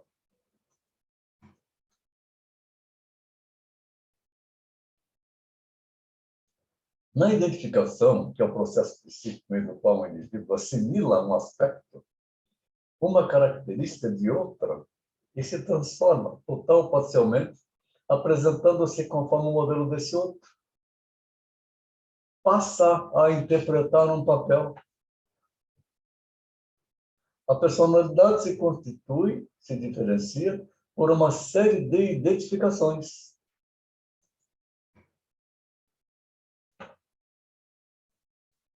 No processo regressivo, que é um processo psíquico, em que o ego recua, fugindo de situações conflitivas atuais para um estágio anterior. É comum, em sessão de análise, o ego recuar do que ele está falando ali, passando para um estágio anterior, porque aquilo que ele está vivendo no momento está muito conflitivo. É o caso de alguém que, depois de repetidas frustrações na área sexual, regrida para obter satisfações à fase oral, passando a comer em excesso, a fumar, a beber, a usar drogas, assim por diante. Considerado em sentido tópico, a regressão se dá, de acordo com Freud, ao longo de uma sucessão de sistemas psíquicos, que a excitação percorre normalmente segundo determinada direção.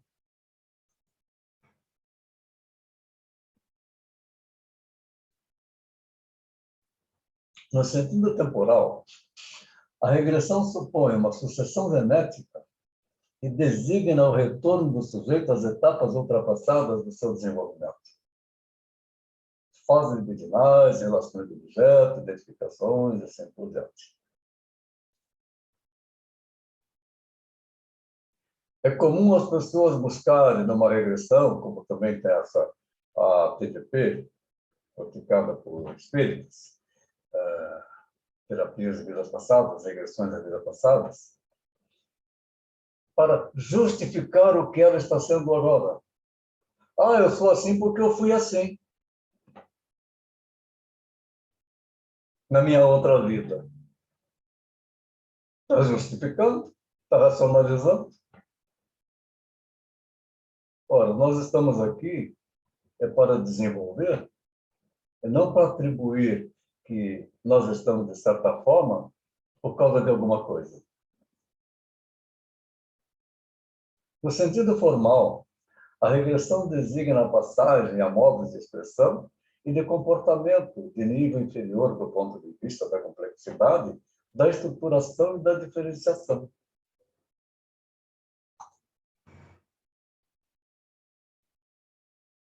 Aí se busca um isolamento, que é um processo psíquico típico da neurose obsessiva. Consiste em isolar um comportamento ou um pensamento de tal maneira que as suas ligações com os outros pensamentos ou com o autoconhecimento ficam absolutamente interrompidas, já que foram os pensamentos e os comportamentos completamente excluídos do consciente. E quando está assim nessa posição.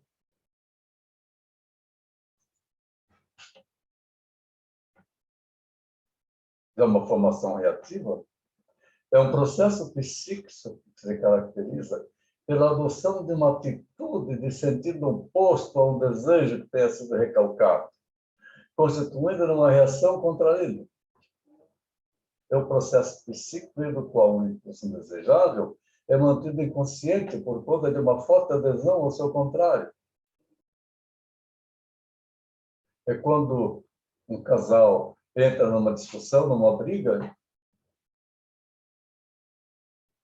quando, na realidade, eles queriam se abraçar, se acariciar. É uma formação reativa.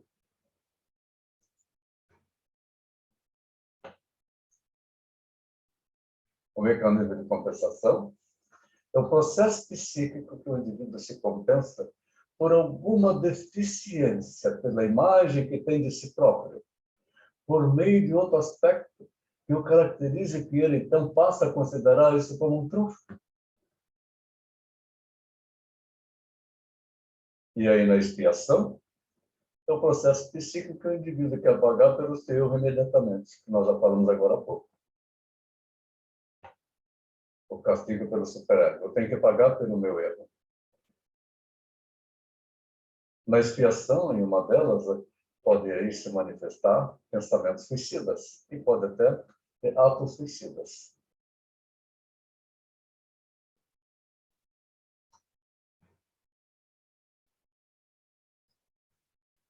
Na negação, tem uma tendência a negar sensações dolorosas.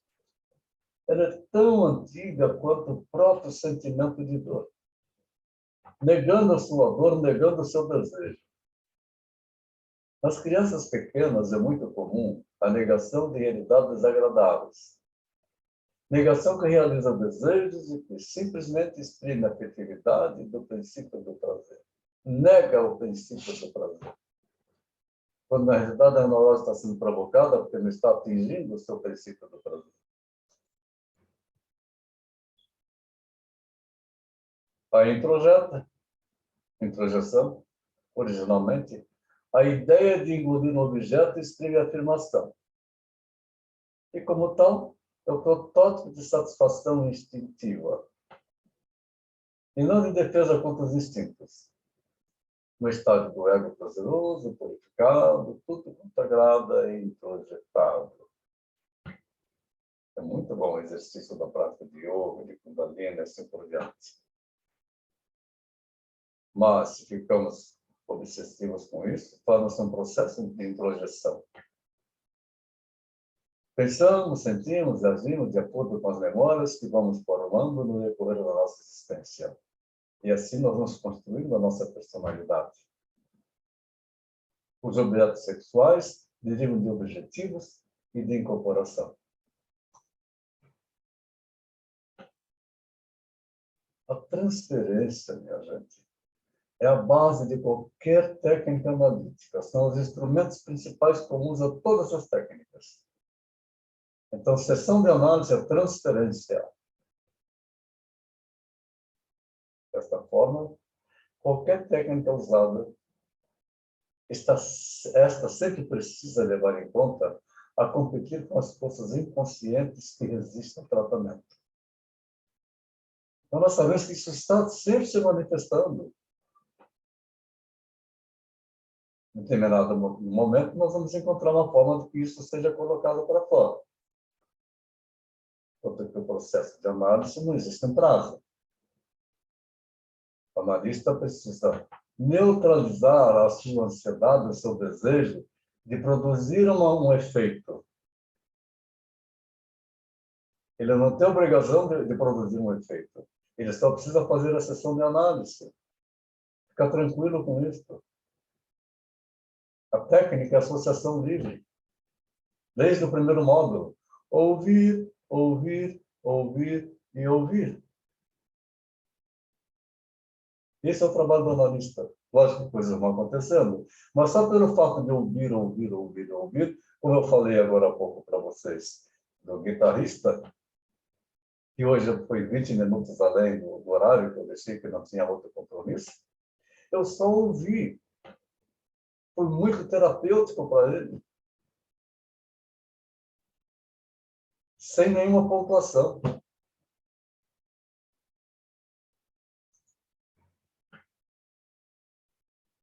A psicanálise pretende tornar consciente aquilo que é inconsciente e facilitar a descarga afetiva, buscando revelar os conflitos inconscientes através da associação livre sonhos, analisando e interpretando as existências, tensões, e interpretando e estimulando as transferências. Estimular a transferência que a pessoa fale, estimular a fala. Além de reestruturar os mecanismos de defesa, visando o manejo mais eficaz dos impulsos do inconsciente. Quando nós falamos ao paciente, que se ele puder, e se ele quiser, anotar seus sonhos de manhã, para trazer os seus sonhos para a sessão de análise, isso poderá contribuir no trabalho que estamos a desenvolver com ele. Aí, aquele que passa a anotar, ele já vem lá, logo na outra sessão com 2, 3 sonhos. E fala do sonho, fala do sonho, fala do sonho. E aí diz assim para o analista, e aí, o que você acha? Não acho nada. Muito interessante eu trazer seus sonhos. Em determinado momento, nós vamos ter um insight para saber o que significa isso. Mas talvez você possa identificar melhor do que eu, porque o sonho é seu. Mas eu preciso também conhecer mais a sua história de vida para poder fazer pontuações nessa história. Legal? Depois de volta para ele. Ok? Alguém quer fazer alguma pergunta? Quer falar alguma coisa?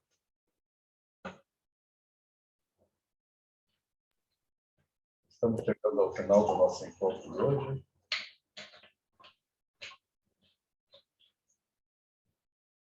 Isso é psicanálise, minha gente. Técnica psicanalítica 2. Próximo módulo. A ética e a psicanálise. Os que estão chegando agora desse estágio, pode estar certo, já estão preparados para começar a fazer trabalho com pacientes piloto, usando todo esse embasamento teórico que nós temos colocado para vocês e as vivências que nós temos colocado também de consultório. Então, a partir do próximo encontro, será emitida para quem ainda não tem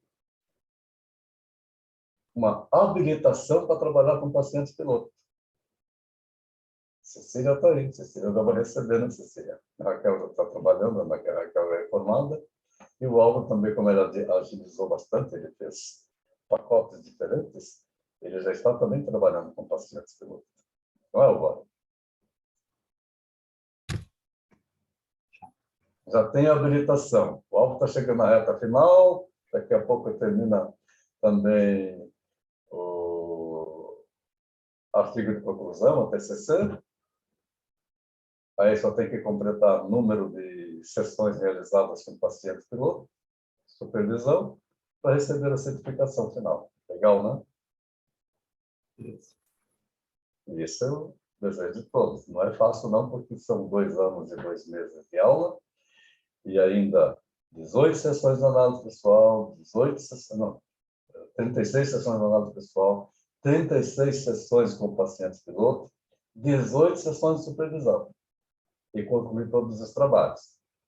Então, vocês estejam certos que vocês têm um embasamento bem estruturado de conhecimento, que os outros não têm. Vocês vão começar no próximo encontro a trabalhar com pacientes pilotos. Não se fiquem inibidos na presença de doutores de companhia limitada, de qualquer título. Porque nós não tratamos o rótulo, nós tratamos o ser humano.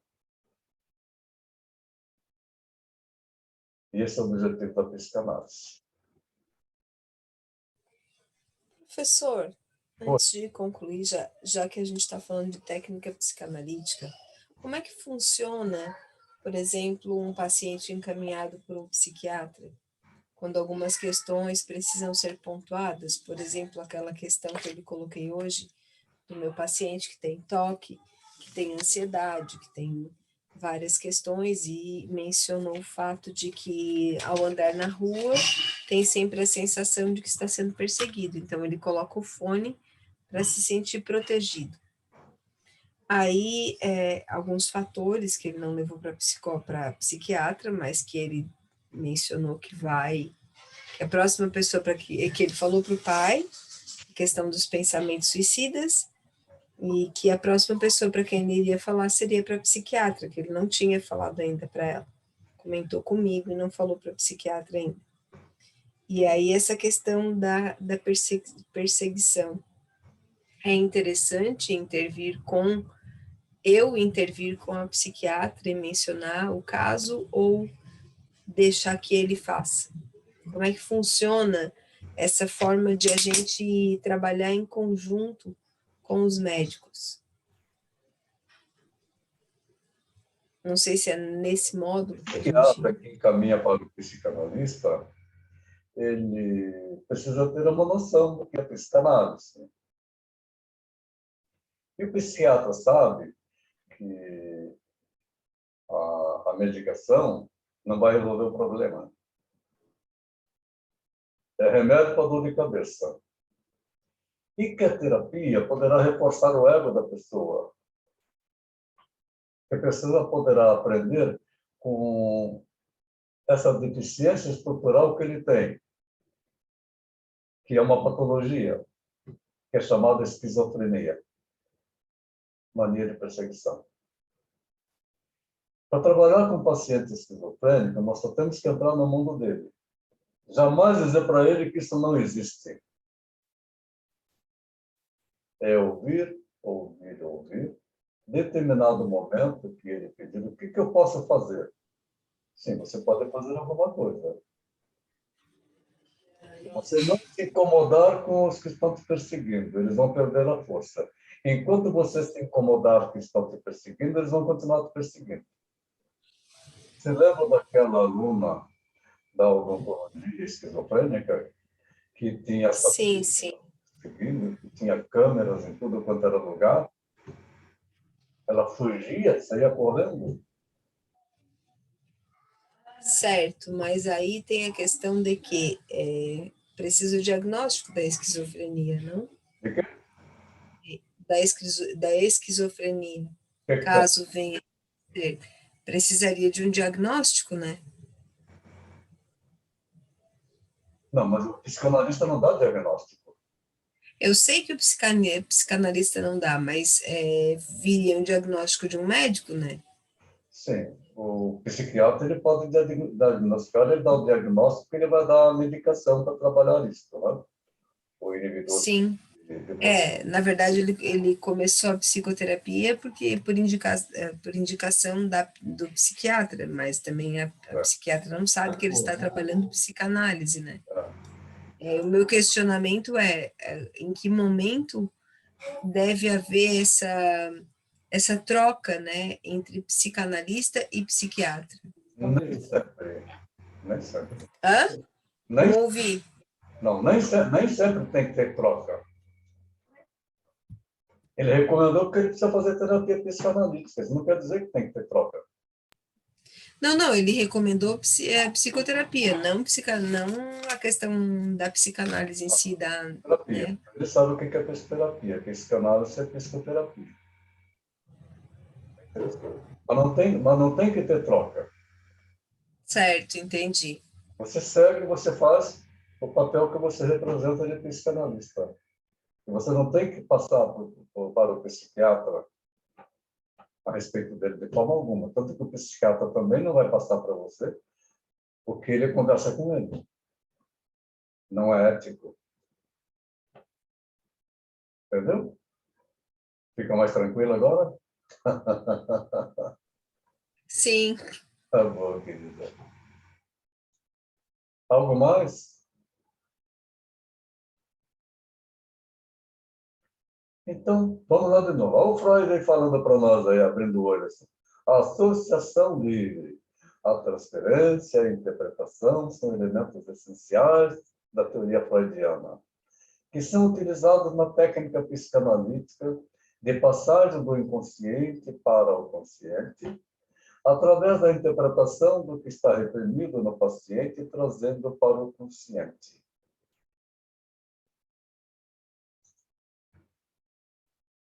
O psicanalista precisa estar atento sobre as reações transferenciais, que abordamos bastante nesse módulo, e contratransferenciais, aquilo que mexe com você.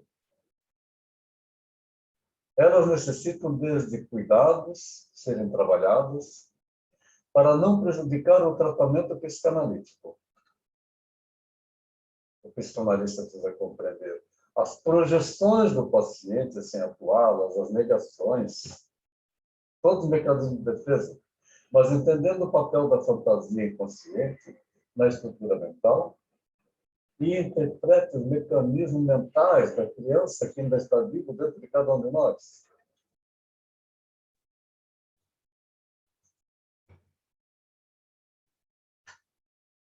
Trabalho para nota, uma resenha ou um artigo sobre a dinâmica dos mecanismos de defesa, que é importante estudarmos isso bem aprofundado.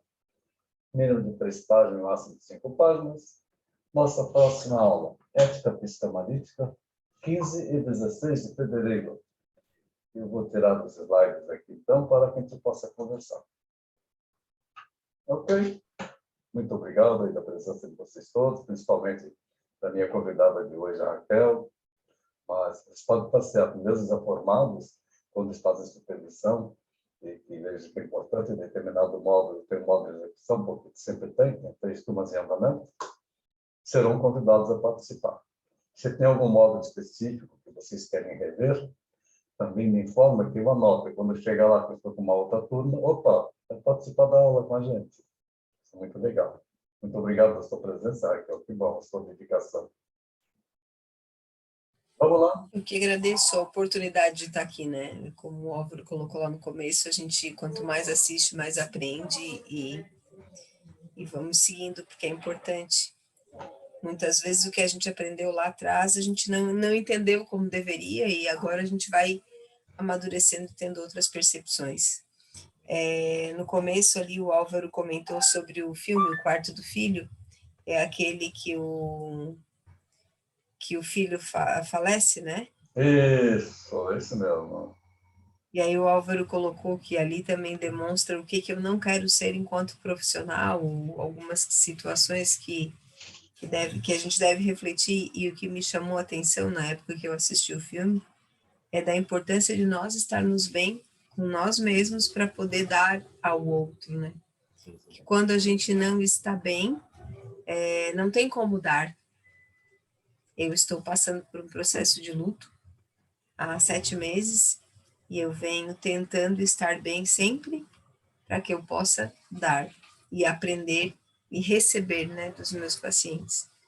Às vezes é difícil, hoje ainda eu comentei com o professor que eu estava preocupada, e eu estou com Covid novamente, meu marido faleceu em decorrência do Covid, e eu estou com Covid novamente, e isso abala, né, de certa forma abala a gente, porque mais uma vez, embora seja bastante diferente, e eu comentei com o professor hoje, eu disse, professor, eu estou preocupada, porque eu estou tendo sono, eu sinto que eu estou ficando sonolenta durante o processo do atendimento, né?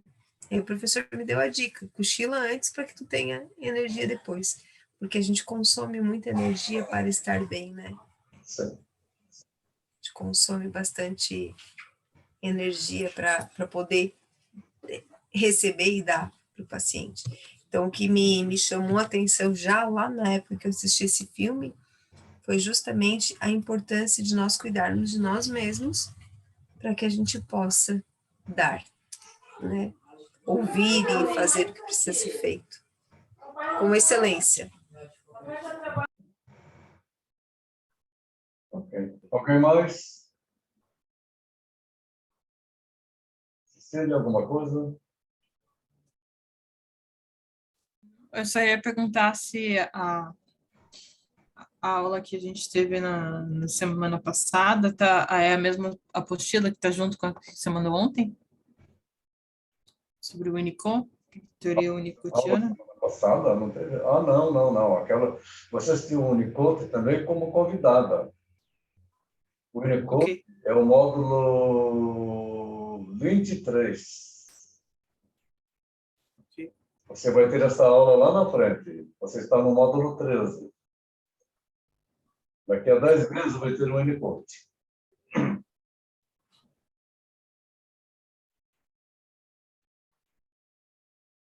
Era isso. Bem? Sim, e melhoras para Raquel, viu? Eu sei como que é. Mas você Covid, já... Tá. o Covid parece que ele, além de trazer um cansaço físico, assim, e sintomas físicos que ele dá, assim, também eu acho que tem estudo até sobre isso, que realmente acontece. Aham. Mas ele acaba com a cabeça da gente também, a gente tem pensamento que a gente não tem normalmente, assim, é meio... coloca a gente bem para baixo, né? Não sei. Mas melhoras, vai passar. Antônio, Diga, meu amigo. eu posso te plagiar? Sim. Anel do Rei! Anel do Rei para o Covid! Vários! Boa, mano. Tem que encher as mãos. Encher as mãos de Anel do Todas, Rei. querida, todas. Anel do Rei Capaz. e como uma onda no mar.